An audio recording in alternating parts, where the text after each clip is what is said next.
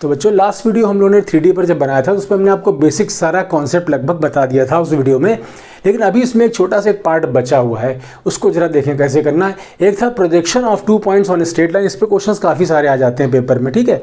तो पहले देखें, ये लिखा था कि projection of 2 points on straight line, projection of 2 points on a straight line, on straight line, ठीक है। मान लीजिए आपके पास कोई 2 पॉइंट दिए P और Q, ध्यान देना सब लोग। ये मान लिया आपके पास कोई 2 पॉइंट है P और Q। ये पॉइंट आप मान लो कि x1, y1 और z1 है। ये हम मान लेते हैं x2, y2 और z2 हैं। ये 2 पॉइंट दिए हैं और हमको एक स्ट्रेट लाइन यहाँ पर दी गई जिस पर हमें इसका प्रोजेक्शन फाइंड करना है। मान लो ये लाइन थी अपने पास, एक लाइन हमने मान लिया कि ए भी हमारी एक लाइन है और इसके हमने डायरेक्शन कोसाइंस मान लिए कुछ LMN, ये मान लिए, ठीक है। अब देखो इनका अगर प्रोजेक्शन आप निकालना चाहो तो प्रोजेक्शन मतलब हमने इसमें बताया था हमेशा इमेज ही होता है। जैसे मान लो ये हमने कहा कि ये पॉइंट हमारे पास M है और ये पॉइंट हमने मान लिया N है, तो एक्चुअली हमारे पास जो MN है वही प्रोजेक्शन है। लेकिन अब प्रोजेक्शन की वैल्यू कितनी आएगी, कैसे निकाला जाए, तो उसके लिए देखो तरीका सब समझना। इसको जरा यहाँ से हम एक लाइन ड्रॉ कर लेते हैं। ये लाइन क्या है, एक्चुअली इस AB के पैरेलल लाइन है, तो जब पैरेलल होगी तो DR सेम होंगे, यानी इसके DRs क्या बन जाएंगे, एलिमेंट बन जाएंगे। मान लो ये एंगल यहाँ पर दिया गया आपको थीटा, ये एंगल दिया है थीटा। अब एक बात ध्यान देना, प्रोजेक्शन के लिए मैंने आपको बताया था कि प्रोजेक्शन होता क्या है। प्रोजेक्शन इज इक्वल टू होता है लेंथ ऑफ लाइन, मतलब एक्चुअली PQ लाइन जो तुम्हारी बन रही है, length of line into direction cosine, यानी जिस लाइन पर जिस पे आप प्रोजेक्शन निकालना चाह रहे हो वहाँ से इसने कितना एंगल बनाया वो होता है, ठीक है। अब एक चीज़ समझना, प्रोजेक्शन से चलो निकालते हैं। ध्यान दो, थीटा एंगल तभी निकल सकता है जब या तो लाइन के दोनों के डायरेक्शन कोसाइन पता हो या दोनों के ही डायरेक्शन रेशियो पता हो। अगर आपको थोड़ा सा याद होगा, आपने पढ़ा था अगर हमें ABC पता हो तो उससे हम LMN निकाल सकते हैं, और L की वैल्यू निकाली थी A/√A² + B² और +C², बोलो ये निकाला था। लेकिन ये भी बताया था कि ABC होते हैं यहाँ पर क्या, डायरेक्शन रेशियो। लेकिन डायरेक्शन रेशियो कैसे आ सकते हैं, आपने पता है कि 2 पॉइंट अगर पता है तो इनको घटाकर हम इसका डायरेक्शन रेशियो निकाल सकते हैं, है ना। तो सबसे देखो इसको सबसे पहले निकालते हैं प्रोजेक्शन आता कितना है। तो पहले लिखेंगे DRs ऑफ PQ निकाल लें। देखो लिखा हमने कि DRs of PQ, DRs of PQ, तो ये बन जाएगा x2 - x1, ठीक है। ये बनेगा y2 - y1 और नेक्स्ट बन जाएगा z2 - z1। बोलो ठीक है। 2 पॉइंट पता है, दोनों पॉइंट घटाकर DRs निकाल सकते हैं। DRs जब हमको मिल जाएंगे तो हमने क्या बताया, अगर हमें एंगल cos थीटा निकालना है तो दोनों लाइन के या तो डायरेक्शन रेशियो पता हो या दोनों के डायरेक्शन कोसाइन पता हो। तो भाई बात समझना, ये डायरेक्शन कोसाइन है। अगर हम किसी तरीके से PQ लाइन के डायरेक्शन कोसाइन निकाल लें तो हम इनके बीच का एंगल निकाल सकते हैं, ठीक है। तो देखो इसका डायरेक्शन कोसाइन आएगा कितना, ध्यान दो। हमने मान लिया कि let DCs of PQ are L1, M1 और N1। ये हमने मान लिया कि L1, M1, N1 DCs हैं किसके, PQ के। अच्छा, अब L1 की वैल्यू अगर हम आपसे पूछें तो क्या निकलेगी, देखो ध्यान से। L1 आएगा यहाँ सॉल्व करने पर, जैसे हमने कहा था A यहाँ पर है तो यहाँ पर x2 - x1 लिखा है, तो लिखो ये आएगा x2 - x1 अपॉन में आएगा अंडर रूट, ध्यान दो, A² + B² + C², ठीक है। तो हमने कहा था A² + B² पूरा मत लिख करके A/√, में समेशन ऑफ A² लिख लो, इसको लिख सकते हो। तो यहाँ भी क्या करो, समेशन ऑफ, देखो इसका स्क्वायर प्लस इसका स्क्वायर प्लस इसका स्क्वायर, लिख लोगे समेशन ऑफ x2 - x1 का होल स्क्वायर। L1 आ गया। अब खुद सोचो, अच्छा ये जो लिखा है समेशन अंडर में लिखा है x2 - x1 का whole square plus y2 - y1 का whole square plus z2 - z1 का होल स्क्वायर, ये बोलो लेंथ ऑफ लाइन कैसे निकलेगी। अगर आपसे कहें PQ निकालो तो PQ ये तो निकालोगे आप √x2 - x1 का होल स्क्वायर, यानी इसको आप ऐसे लिख सकते हो ना कि x2 - x1 अपॉन PQ लिख लो।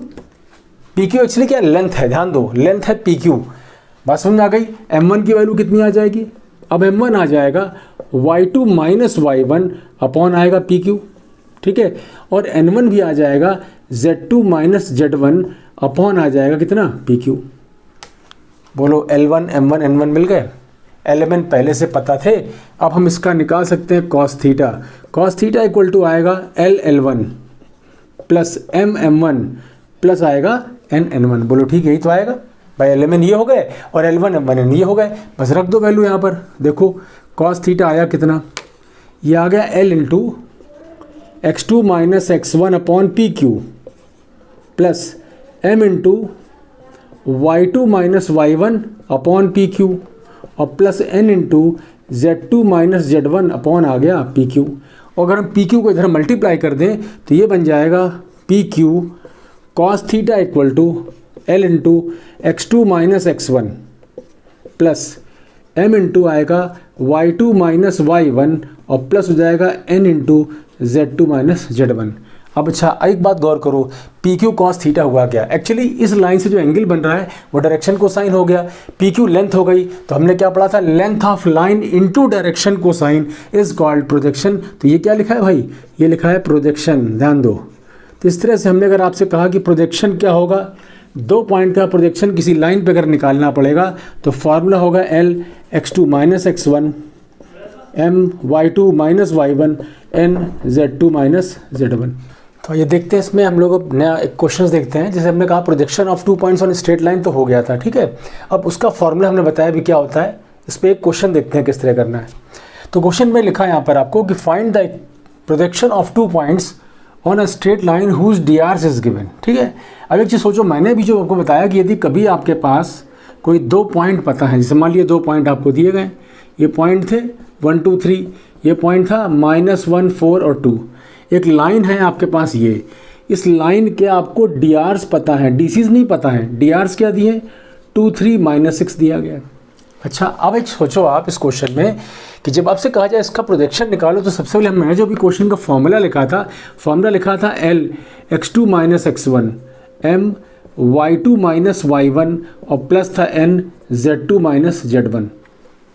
खुद देखो ध्यान से, अगर हमें एलिमेंट पता होंगे लाइन के तभी सोल्यूशन निकालते। कोई x2 माइनस x1 निकालने में कोई दिक्कत नहीं। मान लो ये पॉइंट 2 दिए पी क्यू, तो भाई x2 माइनस x1 निकालना, तो -1 -2 हो गया, y2 माइनस y1 कर लिया, ये तो रख देंगे तुरंत। यहाँ पर प्रोजेक्शन के लिए फॉर्मूला लगाएंगे, ठीक है। अगर प्रोजेक्शन के लिए हमें फार्मूला लिखना तो फार्मूला हमारा ये हो गया प्रोजेक्शन का। अब बात ये कि एलिमेंट कैसे निकलेगा, तो तुमको पता है अगर किसी क्वेश्चन में हमको ABC पता हो तो उसके एलिमेंट निकाल सकते हैं हम लोग, निकाल सकते हैं ना। तो देखो ध्यान से, सोल्यूशन जब करोगे तो सोल्यूशन कैसे करेंगे ध्यान देना। हमको क्वेश्चन में L की वैल्यू के लिए फार्मूला लिखना होता था plus minus a upon √a square plus b square plus c square.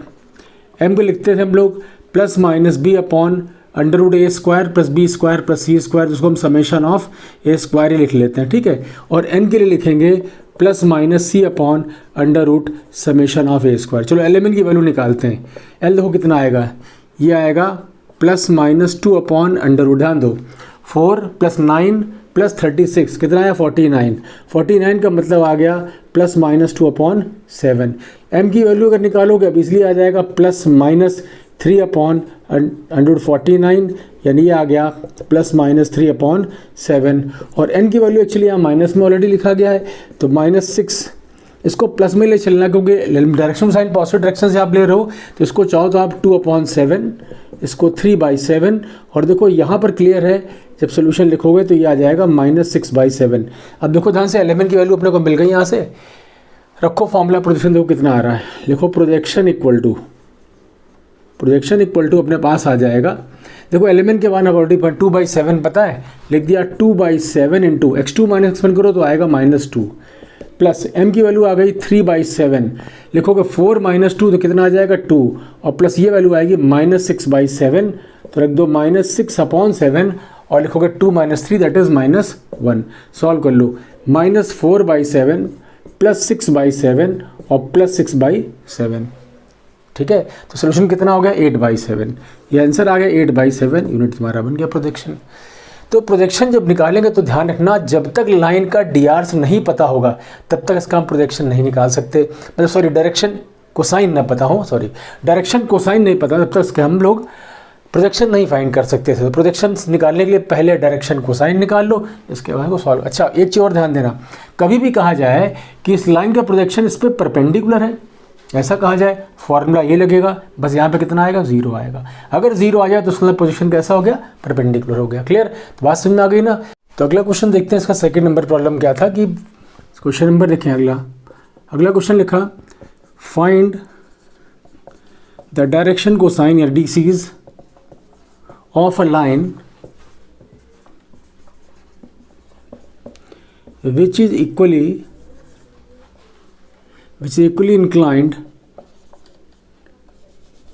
inclined to 3 axes. 3 axes से अगर इक्वली इंक्लाइंड कोई भी लाइन है उसके डायरेक्शन को साइन निकालो। अब हमने क्या किया, यहाँ पर तीनों एक्सेस लिख लिए, एक्स वाई जेड एक्सेस। मान लिया अब लाइन ओपी है जिसके हमें डायरेक्शन को साइन यानी कि एलिमेंट की वैल्यू हमें निकालनी है। मान लिए इस लाइन ओपी ने पॉजिटिव डायरेक्शन से अल्फा एंगल बनाया, वाई एक्सिस से भी अल्फा बनाया और जेड एक्सिस से भी अल्फा बनाया, क्योंकि तीनों से इक्वली इंक्लाइंड है।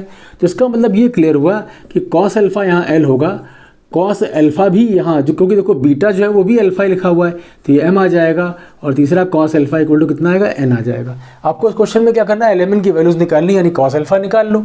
ठीक है, तो देखो सोल्यूशन कैसे लिखना ध्यान देना। सबको पता है कि L square plus M square plus N square equal to 1 होता है। तो देखो यहाँ से आ गया cos square alpha, cos square alpha, cos square alpha equal to 1, यानी ये आ गया 3 cos square alpha equal to 1 आ गया। ठीक है, अब इसका मतलब कॉस स्क्वायर अल्फा की वैल्यू आ गई 1/3, कॉस अल्फा की वैल्यू आ गई +-1/√3। तो एक चीज़ देखो, कॉस अल्फा +-1/√3 आया, इसका मतलब है कि जो एलिमेंट आएगा वो आएगा +-1/√3 +-1/√3 और ये आ गया +-1/√3। कुल मिलाकर के आपके पास डायरेक्शन कोसाइन क्या आ गए, +-1/√3, यानी कि L = M = N होगा और वो होगा +-1/√3। ये बन जाएगा डायरेक्शन कोसाइन इसका। ठीक है, तो ये तुम्हारा एक क्वेश्चन जो काफ़ी इंपॉर्टेंट है, बहुत बार पूछा गया पेपर में। अच्छा, कुछ कभी क्वेश्चन जैसे ये हमने कहा बहुत बड़े प्रॉब्लम में ऑब्जेक्टिव में भी आ सकते हैं, सिंपल क्वेश्चन भी पूछे गए हैं। इसी तरह से तो एक क्वेश्चन और देखते हैं। अगला क्वेश्चन आपको ही लिखा गया है, आपसे कहा गया कि यदि आपके पास कोई 3 डायरेक्शन कोसाइन दिए जाएं, किसी लाइन के तीनों डायरेक्शन कोसाइन आपको दे दिए जाएं, फिर कहा जाए क्या ये डायरेक्शन कोसाइन हो सकते हैं। ठीक है, तो इसमें एक क्वेश्चन इस तरह से लिखा जाएगा। देखो क्वेश्चन लिखा जाएगा कैन -1/2√3 1/√2 और -1/√3 are DCs of a line. पूछा गया क्या ये तीनों लाइन डायरेक्शन कोसाइन हो सकते हैं किसी लाइन के। तो देखो इसके लिए बड़ा सिंपल सोल्यूशन है। क्या करना, आप सबको पता है कि L square plus M square plus N square equal to 1 होता है। क्लियर, ये हमको मालूम है क्वेश्चन में। अगर हम ये रखें, एलिमेंट के मान यहाँ रख के अगर वैल्यू सॉल्व करें 1 आ जाता है तो डायरेक्शन कोसाइन होंगे, अदरवाइज नहीं होंगे। चलो रख के देख लो, तो ये आएगा 1/4 × 3 प्लस 1/2 प्लस 1/3। ठीक है, इसको सॉल्व कर देखो क्या 1 आता है सोल्यूशन करने पर। तो ध्यान दो, ये 1/12 लिखा है, ये प्लस 1/2 लिखा है, ये 1/3 लिखा है, 12 इसका एलसीएम ले लो। ठीक है, 1 प्लस यहाँ 6 और प्लस यहाँ कितना आएगा 4, ये कितना आ गया 11/12 which is not equal to 1। 1 नहीं आ रहा है, इसका मतलब किसी भी लाइन के ये डायरेक्शन कोसाइन नहीं हो सकते। ऐसे भी क्वेश्चन आ सकता है ना, कि जैसे कभी आपको ऑप्शन में दिया है 4 ऑप्शन दिया है, इनमें से कौन सा सही है कि किसी लाइन के डायरेक्शन कोसाइन होंगे, तो बस तुरंत करना क्या है, सबको स्क्वायर करके ऐड करो, जिसमें 1 आ जाए वो आंसर हो गया। क्लियर, एक क्वेश्चन में इस तरह से भी पूछा सकता है। अब आते हैं, बात करते हैं एक बड़ा इंपॉर्टेंट क्वेश्चन है जिसमें ज़्यादातर प्रॉब्लम होती है बच्चों को। वो प्रॉब्लम था कि किसी क्यूब के 4 डायगोनल होंगे, उनके बीच का एंगल फाइंड करो। ठीक है, फाइंड, क्वेश्चन ये था कि find the angle of A diagonal of, देखो फाइंड द एंगल बिटवीन लिखना इसमें, है ना, find the angle between diagonal of a cube. ठीक है, किसी क्यूब के जो डायगोनल्स बनेंगे उनके बीच का एंगल आपको फाइंड करना है। तो वो सबसे पहले तो एक बात थोड़ा समझना कि क्यूब हम एक जरा बना लेते हैं, फिर उसको समझाते हैं आपको कैसे करना है। देखो यहाँ मान लो आपके पास एक क्यूब ही है,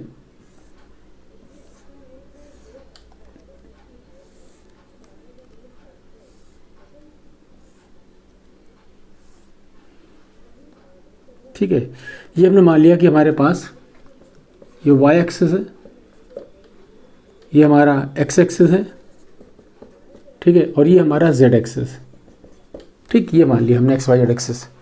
अब एक चीज़ सोचो आप इस क्वेश्चन में कि जैसे हमारे पास मान लो ये ओरिजिन था, ठीक, ये पॉइंट हमने A मान लिया, इसको बी मान लिया, यहाँ सी मान लिया, यहाँ डी मान लिया, ठीक है, ई मान लो आप, एफ मान लो और जी मान लो। हो गए सारे पॉइंट। अब देखो ध्यान से इसमें डायगोनल बनेंगे कैसे। जैसे कि आप खुद अगर सोचो तो रूम में एक रूम, सपोज ये रूम दिख रहा है तुमको, रूम जब जिस रूम में आप बैठे हो वहाँ सोचो आप कि रूम का जब डायगोनल देखो चार डायगोनल कैसे बनते हैं। मान लो ये कॉर्नर हमारे पास एक ये कॉर्नर है, उसके सामने कॉर्नर ये बनेगा और एक कॉर्नर ये है, इसके सामने का कॉर्नर ये बनेगा। अगर हम इसके नीचे का सिरा इसके ऊपर वाले से मिलाएंगे तो एक डायगोनल बन जाएगा, और यदि इसका नीचे वाला सिरा इसके ऊपर से मिलाएंगे तो डायगोनल बन जाएगा। यानी देखो ध्यान से, एक तो बना एफ बी, हमारा डायगोनल बन गया एफ बी, ये बन गया ओ डी। ऐसे ही देखो ये सामने की साइड्स हो गई सी जी और बनेगा ए ई। ये आपने डायगोनल्स बना लिए। अब ध्यान दो, इंपॉर्टेंट ये कि डायगोनल्स के बीच का एंगल निकालना है। तो एंगल जब भी हमने पढ़ा था, एंगल इस तरह से पढ़ा था, या तो कभी दोनों लाइन के, यानी जिसमें मतलब दो डायगोनल के बीच का एंगल निकालना है तो या तो दोनों के डायरेक्शन को साइन पता हो या फिर मैं दोनों के डायरेक्शन रेशियो पता हो। तो पहले तो एक काम करेंगे, क्यूब दिया है, क्यूब में आपने पढ़ा होगा कि सभी साइड्स इक्वल होती हैं। Let the side of cube be A. मान लो आपने ए मान लिया कि साइड है क्यूब की। तो एक बात देखो, अगर हम आपसे कहें कि साइड अगर ए है तो इसका सभी साइड से ए होंगी। अगर हम कहें इसका जरा कोऑर्डिनेट निकालो तो आप बोलोगे सर ये तो 0 0 ओरिजिन है, ये कितना आएगा। देखो जब भी कोई साइड कोई भी पॉइंट निकालना पड़े, हमेशा ओरिजिन से स्टार्ट करके उस पॉइंट तक आना। तो देखो यहाँ से जब यहाँ हो गए ए पॉइंट पर, तो कौन से एक्सिस पर चल करके आ रहे हो आप, ये आप आ रहे हो एक्स एक्सिस पर आ रहे हो ना। एक्स पे चला ए, वाई जेड नहीं चले तो हो गया 0। भाई समझो फिर एक बार, यहाँ से यहाँ तक आए ए डिस्टेंस चला, क्योंकि ए डिस्टेंस में यहाँ से यहाँ तक है, एक्स पे चलेंगे ना ए, वाई जेड नहीं चलेंगे, 0 0 हो जाएगा। ऐसे मान लो ये पॉइंट निकालना है तो यहाँ से चलेंगे सी पॉइंट पर, ये वाई एक्सिस है तो यहाँ पर आएगा 0 ए 0 आ जाएगा। क्लियर। अच्छा अब हमें बी पॉइंट निकालना है। देखो ओरिजिन से ही चलो, ओरिजिन से मतलब यहाँ तक आए, यहाँ से यहाँ तक आए, या फिर यहाँ से सी तक आए, सी से बी तक आए। तो सोचो ये कि किस किस एक्सिस पर चले आप, ओ से सी तक आए, किस पे, वाई पर, यहाँ पर आए एक्स पर। तो यानी कि जब एक्स पर आए और वाई पर आए तो ए कॉमा 0 हो गया। बोलो ठीक है भाई, वाई और ये हो गया एक्स, वाई एक्स पर चले, चारों पॉइंट ये बन गए। अब जरा ई पॉइंट निकालो। देखो यहाँ से आए वाई पर, फिर आए जेड पर, तो 0 ए और ए बन गया। ये कोऑर्डिनेट निकालो, यहाँ से यहाँ पर आए, यहाँ आए, इसका मतलब तीनों ही हो गए, ए और ए। फिर जेड एक्सिस वाला पॉइंट निकाल लो, यह आएगा 0 0 ए, क्योंकि ओरिजिन से चलोगे। हमने कहा किसी भी पॉइंट पर जाना ओरिजिन से चलोगे, ठीक है। अब यहाँ देखो, यहाँ पर आओ जेड पर फिर एक्स पर, तो ये आएगा ए 0 और ए आ जाएगा, वाई नहीं चलेंगे। हो गए सारे पॉइंट। अब आप सोचो इसमें कि हम कहें आपसे कोई भी दो डायगोनल ले लो, जो तुम्हारी इच्छा करे, दो डायगोनल कोई से भी ले लो आप। जैसे हमने कहा कि सोल्यूशन यहाँ से हमने लिखा कि हमने कहा एक डायगोनल हमारे पास है, डायगोनल क्या, एफ बी। देखो ध्यान से, एफ बी ये डायगोनल है, एफ लिख लिया, बी लिख लिया। अब क्या करो, एफ बी जो यहाँ लिखा है इसके जरा कोऑर्डिनेट लिखो क्या है। एफ देखो कोऑर्डिनेट क्या लिखे थे, 0 0 ए, ठीक है। बी कोऑर्डिनेट देखो कितना था, बी था ए 0, क्या था, ए 0। अब देखो दो पॉइंट कभी भी अपने को पता होंगे अगर, तो उसके हम डी आर्स निकाल सकते हैं ना, निकालो। ए माइनस 0 और 0 में x2 minus x1, y2 minus y1, z2 minus z1। ऐसे ही दूसरा आप ले लो ओडी, ठीक। ओडी जब लोगे तो वो तो ओरिजिन ही था, और डी कोऑर्डिनेट हमारा ए और ए था। इसके डी आर्स निकालोगे तो ए और ए आ जाएगा। बोलो डी आर्स आ गए। अब तुमको जब दो लाइन यानी कि दो डायगोनल के अगर डी आर्स पता है तो उनके बीच का कॉस थीटा निकाल सकते हैं हम लोग। क्या फॉर्मूला पढ़ा था, फॉर्मूला हमने पढ़ा था A dash plus B dash plus C dash under root A square plus B square plus C square under root A dash square plus B dash square plus C dash square. बस यहाँ मान रख दो उठा करके। देखो cos theta कितना का ध्यान देना, ए डैश तो ये तो ए स्क्वायर बन गया, बी डैश ये भी ए स्क्वायर बन गया, ये माइनस ए स्क्वायर बन गया, अंडर रूट के अंदर आ गया ए स्क्वायर प्लस ए स्क्वायर मतलब 3a स्क्वायर, और ये भी आ गया 3a स्क्वायर। अब ध्यान से देखो, एक ए स्क्वायर कट गया यानी बचा ए स्क्वायर, और देखो इनका मल्टीप्लाई करो तो आएगा 3a स्क्वायर, यानी बन गया कितना 1/3। तो थीटा इक्वल टू कितना बन गया, कॉस इनवर्स 1/3 ये आ गया। तो देखो डायगोनल, क्योंकि जब बनाओगे क्यूब के अंदर डायगोनल कभी भी होते हैं, कोई भी डायगोनल तुम्हारी जो इच्छा है वो ले लो, सबके बीच का एंगल यही बनेगा। और उसको याद ही रखो, ऑब्जेक्टिव में क्वेश्चन अगर आएगा कि क्यूब के बीच का क्यूब में डायगोनल्स के बीच का एंगल निकालो, तो आप तुरंत कह सकते हो थीटा कॉस इनवर्स 1/3 होगा। क्लियर। अच्छा भाई सोचो, अगर यही क्वेश्चन होता कि यहाँ पर हमको क्यूब नहीं दिया होता, दिया होता पैरेललोपाइप्ड। अगर पैरेललोपाइप्ड होता तो सभी एज क्या होती है, डिफरेंट होती हैं। ए बी सी होता, मतलब एक्स पे ए होता, वाई पे बी होता, जेड पे क्या होता, सी होता। अगर ऐसा होता तो कोऑर्डिनेट चेंज होते हैं ना, ये बनता है 0 0, ये बनता है 0 B 0, ये क्या बनता है 0 B C, ये बनता है A B C। तो आपको बिल्कुल सिंपल सी बात है, खाली कोऑर्डिनेट यहाँ चेंज आएंगे, और जब कोऑर्डिनेट चेंज होंगे तो ये वैल्यू चेंज होंगी, और यहाँ रखोगे तो इसमें होगा क्या ना, जैसे मान लो ये A और A है तो ये होता है B और B होता है, ये माइनस C प्लस C होता नहीं होता, बोलो भाई A B माइनस C, ऐसे तो बनता ना, A B C बनता। इसमें फॉर्मूले में लगाते तो आता है A² plus B² minus C², under root में आता है A² plus B² plus C², यहाँ भी आता है A² प्लस B², तो कितना आता, नीचे आता सिर्फ आता है A²। देखो जब कॉस थीटा पैरेललोपाइप्ड का निकालना तो फॉर्मूला कुछ ऐसे बनेगा, A² plus B² minus C², नीचे मगर वही आएगा सेम A² प्लस B²। तो देखो जितने भी एंगल आप निकालोगे पैरेललोपाइप्ड के, उनमें होगा क्या, ये वाला पार्ट तो हमेशा वही आएगा सेम, बस चेंज कहाँ होगा, कभी ये नेगेटिव होगा, कभी ये नेगेटिव होगा, कभी ये पॉजिटिव होगा। तो जब कभी आपको पता है, जब आप करके देखोगे सारे एंगल सब निकालोगे तो कभी ये नेगेटिव, कभी ये पॉजिटिव, कभी ये पॉजिटिव, कभी ये नेगेटिव, ऐसे आएगा। तो अगर जनरल निकालना तो ध्यान रखना, अगर कॉस थीटा निकालोगे तो ये plus minus A² plus minus B² plus minus C² upon आएगा A² plus B² plus C²। अगर पैरेललोपाइप्ड के बीच का अगर एंगल कभी पूछे कि पैरेललोपाइप्ड में जो डायगोनल बनेंगे उनके बीच का एंगल निकालो, तो फार्मूला ये बनेगा, plus minus A² plus minus B² plus minus C² upon इतना बन जाएगा। बात मेरे ख्याल समझ में आ गई होगी, है ना। और कभी भी ऐसे कहा जाए कि जैसे क्यूब है, इस क्यूब में डायगोनल के बीच में, डायगोनल जो था उसके बीच में कोई लाइन हमने रख दी, और फिर उस लाइन के साथ चारों डायगोनल ने कुछ एंगल बनाया है। ऐसा क्वेश्चन कोई भी दिया जाए, थोड़ा समझ लेना, क्वेश्चन थोड़ा लेंदी है, तुमको नहीं बता रहे, थोड़ा समझा रहे हैं क्या है। देखो डायगोनल जो होंगे इनके तो हमें DRs पता ही है, हम निकाल ही लेंगे आराम से।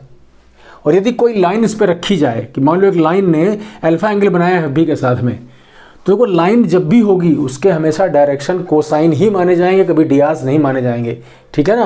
तो ये तो समझ में आ गया क्वेश्चन मेरे ख्याल से सब लोगों को, कि किसी भी क्यूब के डायगोनल्स के बीच का एंगल आप कैसे निकालोगे। बुक में देखना सब जगह क्वेश्चन पर हर जगह लिखा होता है कि किसी एक लाइन ने क्यूब के चारों डायगोनल के साथ में alpha beta gamma delta angle बनाया, तो cos² alpha plus cos² beta cos² gamma is equal to होगा 4/3 के। ये प्रूव करने को कई बार क्वेश्चन आया पेपर में, तो ध्यान देना, थोड़ा सा तुमको हम बता दें, वो क्वेश्चन आप घर पे कर सकते हो इजीली, क्योंकि सब कुछ आपके सामने सब कुछ लिखा है। ये क्वेश्चन सबको हो गया, चलो देखें। एक चीज़ तुमको थोड़ा सा बता दें कि वो क्वेश्चन कैसे करना है आपको। देखो ये फिगर वही बनेगा, आप ये मानना कि FB के साथ किसी एक लाइन ने जिसके DCs आपको पता है कि Lm है, और ये तुम्हारे क्या है DRs पता है। तो हमने कहा था कि यदि आपसे कहा जाए कि एक लाइन ने अल्फा एंगल बनाया, तो हमने कहा एंगल तभी निकल पाएगा जब दोनों के या तो डायरेक्शन कोसाइन पता हो या दोनों के डायरेक्शन रेशियो पता हो। तो देखो रेशियो पता है हमें इसके, लेकिन इसके डायरेक्शन कोसाइन पता है। तो भाई देखो रेशियो से डायरेक्शन कोसाइन निकाल सकते हो ना। तो क्या करो, मान लो तुरंत कि ये L1 M1 N1 इसके DCs हैं, तो L1 की वैल्यू कितनी आएगी, A अपॉन अंडर रूट आएगा 3A², बोलो आएगा 3A²। तो ये कितना आएगा 1/√3 आ जाएगा 1/√3। ऐसे M1 की वैल्यू निकालोगे तो वो भी आएगी A अपॉन इतना ही आएगा, तो ये भी आएगा 1/√3 आ जाएगा। और N1 की वैल्यू आएगी -1/√3 आ जाएगी। L1 M1 N1 आ गए, ठीक है। इसके एलिमेंट थे, तो आप अगर cos अल्फा आप चाहो तो निकाल सकते हो ना। क्या आएगा L/√3 plus M/√3 minus N/√3, बोलो ठीक है, आ गया। ये बात समझ आ गई, एक इक्वेशन बन गई। ऐसे ही आप कहेंगे OD के साथ बीटा एंगल बनाया, तो भाई OD में A तीनों ही होंगे, तो cos बीटा निकल आएगा L/√3 M/√3 प्लस N/√3 आ जाएगा। ऐसे CG के साथ सबके साथ आप cos alpha cos beta cos gamma निकाल लो, स्क्वायर करके जोड़ दो। अब देखो मान लो थोड़ी देर के लिए अगर इसका हमें स्क्वायर करना भी पड़े तो क्या आएगा, L²/3 plus M²/3 plus N²/3 plus 2 into इन दोनों का मल्टीप्लिकेशन, 2 इंटू इन दोनों का मल्टीप्लिकेशन, 2 इंटू इसका मल्टीप्लिकेशन। तो आप सबके स्क्वायर जब करके सब लिखोगे तो देखो L² plus M² plus N²/3 यानी कि 1/3 आया। चारों में 1/3 1/3 1/3 आएगा, वो बन जाएगा 4/3। और बाकी जो 2 इंटू जब मल्टीप्लाई करके लिखोगे तो सब कट जाएंगे तुम्हारे, इसलिए आंसर 4/3 3 आ जाएगा। बात समझ गए? तो जरा घर पे ये प्रॉब्लम खैर जगह सॉल्व है, एक बार आप करके देखना। तो हमने कहा ना कुछ इंपॉर्टेंट क्वेश्चन जो तुमको बताया थोड़ा दिक्कत करते हैं प्रॉब्लम जो करने में, तो जरा इतना अब आप इनको सॉल्व करके घर पे देखना क्या आ रहा। अगर फिर कहीं प्रॉब्लम इसमें होगी तो एक बार फिर डिस्कस कर देंगे, अगर इतने कंप्लीट करना है सब लोगों को, ठीक। तो थोड़ा सा डायरेक्शन कोसाइन प्रोजेक्शन वाला जो केस है उसमें आप कुछ प्रॉब्लम जरा कंप्लीट कर लेना। जो थोड़े इंपॉर्टेंट क्वेश्चन मैंने बताया कि वो है तो क्वेश्चन बहुत सारे, लेकिन फिर भी आप एक बार ट्राई करना, काफ़ी सारा प्रॉब्लम से सॉल्व हो जाएगा आपको, ठीक।